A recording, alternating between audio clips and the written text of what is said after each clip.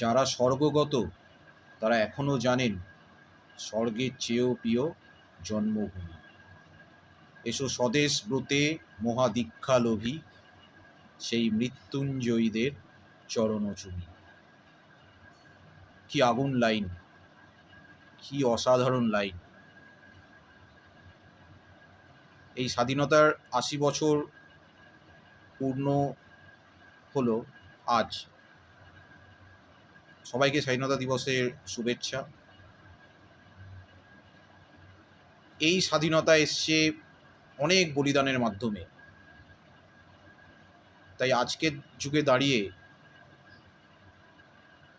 কেউ বা কারা যদি কোনো মনীষী বা কোনো বিপ্লবীদের নিয়ে কোনো কথা বলে থাকেন, কোনো কটু কথা বিশেষ করে, সেটা কিন্তু সত্যি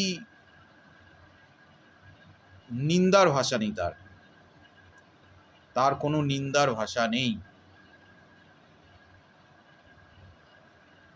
নেতাজি সুভাষচন্দ্র বসু ICS পরীক্ষায় 4th। চাইলেই অনেক স্বাচ্ছন্দ্যে তিনি জীবন কাটাতে পারতেন, কিন্তু রাতের অন্ধকারে তিনি পালিয়ে গেলেন সিঙ্গাপুরে সাবমেরিনে করে। মানে ধরা পড়লেই নিশ্চিত কারাগার। সেখানে আজাদিন ফৌজ বাহিনী গঠন, আইএনের সমস্ত সোলজার, ইন্ডিয়ান সোলজার, তাদেরকে উদ্বুদ্ধ করা, নারী বাহিনী রেজিমেন্ট তৈরি করা,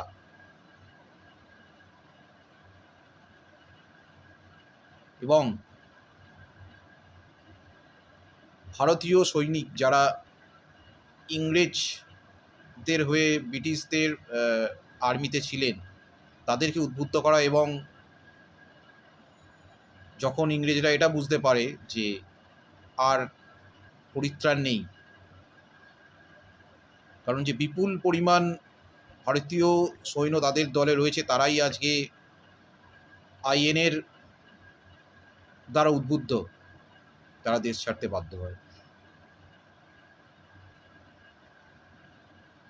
বাঘা যতীন জার্মানিতে প্রচুর পরিমাণ অস্ত্র এবং গোলা বারুদ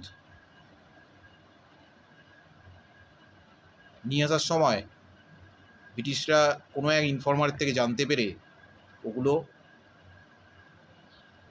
সমুদ্রপথেই আটকে দিল। বাঘা যতীন এবং তার আরও ৩ জন সহযোদ্ধাকে নিয়ে উড়িষ্যার বালাসোরে পুরো ব্রিটিশ সৈন্যদের সাথে প্রায় ৭৫ মিনিট লড়াই চালালেন, নিজে গুলি খেলেন, পরের দিন শহীদ হলেন। ক্ষুদিরাম বসু কিংসফোর্টকে মারতে বোমা ছুড়লেন, নিহত হলো অন্য কেউ, কিন্তু ফাঁসি হলো তার 18 বছর বয়সে। যখন ফাঁসির দড়ি পড়াতে যাচ্ছেন,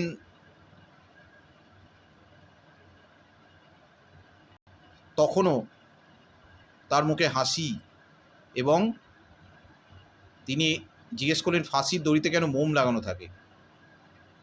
চিন্তা করুন কি ধরনের অকুতোভয় এনারা ছিলেন। কোথায় এনারা আর কোথায় আমরা? আমরা তাদের সমালোচনা করি, আমরা তাদের সমালোচনা করছি। তারা কোথায়, আমরা কোথায়? প্রীতিলতা উপাধ্যায়দার, মাস্টারদা সূর্য সেনের চট্টগ্রাম লুণ্ঠনের, মহিলা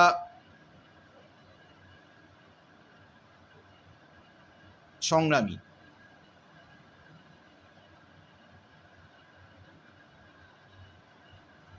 সায়ানাইট সেবন করলেন এবং শহীদ হলেন, যাতে চট্টগ্রাম লুণ্ঠনের কোনো গোপন তথ্য ইংরেজদের হাতে ফাঁস না হয়।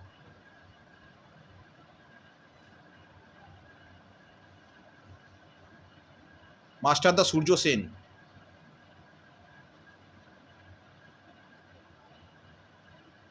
তার মাথার দাম ঘোষণা হয়েছিল চট্টগ্রাম লুণ্ঠন হওয়ার পরে। ধরা পড়ার পরে ব্রিটিশরা তার দাঁত ভেঙে দেয় হাতুড়ি দিয়ে। ব্রিটিশরা তার দাঁত ভেঙে দিল হাতুড়ি দিয়ে। কি নির্মম অত্যাচার, নৃশংস অত্যাচার! এর বিনিময়ে স্বাধীনতা।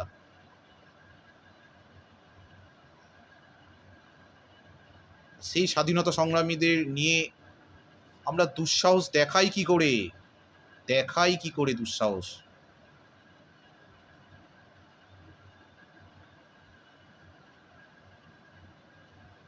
তারা বীর, তারা মনীষী, তাদের নিয়ে কোনো কথা বা সমালোচনা করার কোনো যোগ্য নই আমরা। তারা সমস্ত পার্টি পলিটিক্সের অনেক ঊর্ধ্বে। কে সিপিএম, কে বিজেপি, কে তৃণমূল, কে কংগ্রেস, কিছুই কোনো কিছুরই অস্তিত্ব থাকতো না যদি তারা দেশ না স্বাধীন করে দিতেন।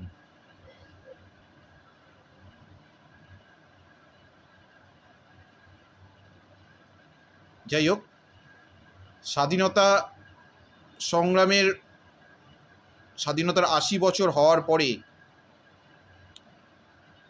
আমরা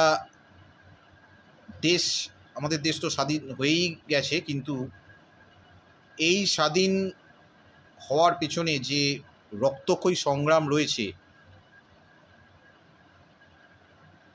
সে বিষয়ে আপনাদের মতামত কি? কমেন্টে জানান।